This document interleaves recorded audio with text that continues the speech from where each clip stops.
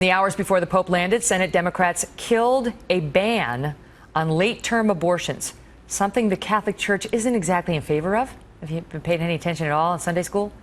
Joining me now, Republican presidential candidate, Senator Ted Cruz. Senator, thank you very much for being with us tonight. So let's start with that.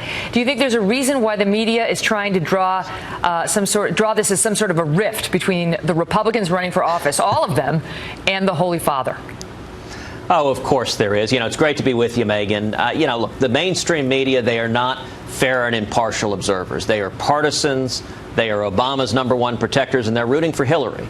And Pope Francis has been an incredible voice for life. He's been an incredible voice for marriage. He's been an incredible voice for religious liberty.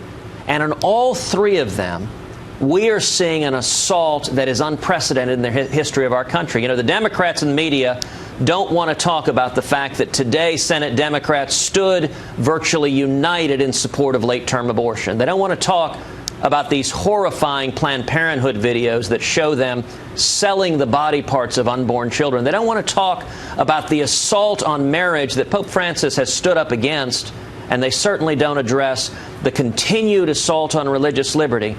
You know, in Egypt, when we saw 22 Coptic Christians beheaded by ISIS, and the Obama White House described it as they're being killed because of their Egyptian citizenship, Pope Francis powerfully spoke out. He said their blood confesses Jesus Christ. I'm very glad to welcome Pope Francis to America. I'm very glad he's with us. And some are suggesting, well, these Republicans are going to have to avoid photo ops with the Pope because they don't want the distinction drawn. And yet nobody talked about, the point you made about Christians and whether the United States and this administration has done enough to protect them, which has been an ongoing narrative in some media outlets.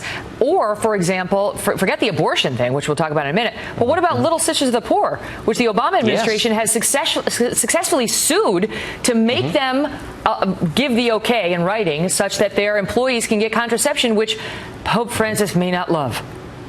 Well, Megyn, you're exactly right. And as you know, I have pledged if I'm elected president on the first day in office, I will instruct the Department of Justice to open an investigation into Planned Parenthood and these horrific videos. And on the first day in office, I will instruct every federal agency that the persecution of religious liberty ends that day, and that will mean, among other things, that the case against the Little Sisters of the Poor will be dismissed. I mean, this is an administration, the Obama administration, that is litigating against a Catholic charity, the Little Sisters, attempting to force the nuns to pay millions of dollars of fines under Obamacare in order to try to force them to pay for abortion-inducing drugs. It makes no sense. It's radical and extreme. And I'm curious if the mainstream media will ask Democrats how they feel about litigating against nuns while the Holy Father is here in America. I'm sure he's on the other side. This is what you're up against, though, as a Republican running for the White House. The media chooses to focus on the divide between the Republican Party and this Pope when it comes to issues like immigration or climate change, income inequality. Okay, those may be legitimate splits.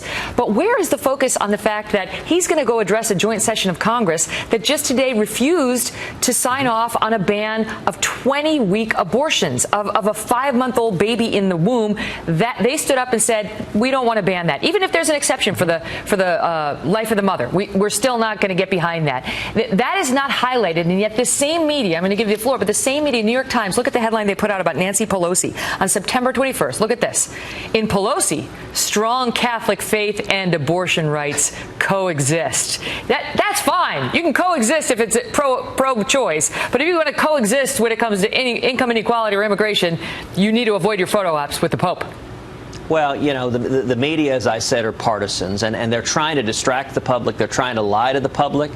But there is power to truth. One of the reasons I think that our presidential campaign has such tremendous momentum is because speaking the truth and speaking it with a smile has power. Megyn, coming out of that first debate that you moderated, in the 100 hours that followed that debate, our campaign raised over $1 million in 100 hours as people all over the country went to tedcruz.org, contributed. The second debate that just ended, we raised over $1 million, not in 100 hours, in 48 hours, less than half as much time. How does that compare to your compadres running for the office?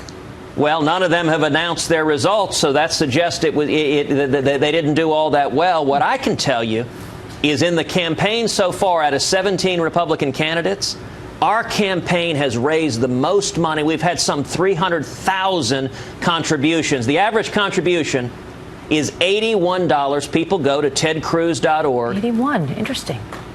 And they're looking for someone to tell the truth, to stand up. Well, we try to speak with precision. Is there like a $1 fee for making you go through the processing or something?